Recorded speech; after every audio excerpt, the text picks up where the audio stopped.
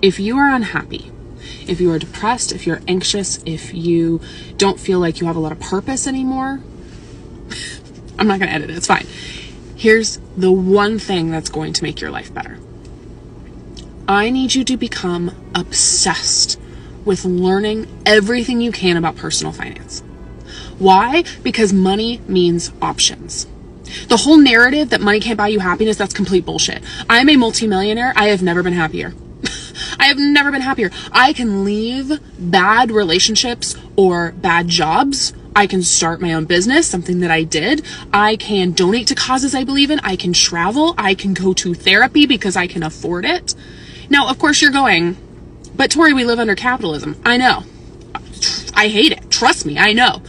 But you as a woman, especially if you're another minority too, a woman of color, a queer woman, a disabled woman, it is an act of protest to have a financial education, to have financial stability and financial freedom, because you never, ever, ever have to stay in a situation that doesn't respect you anymore.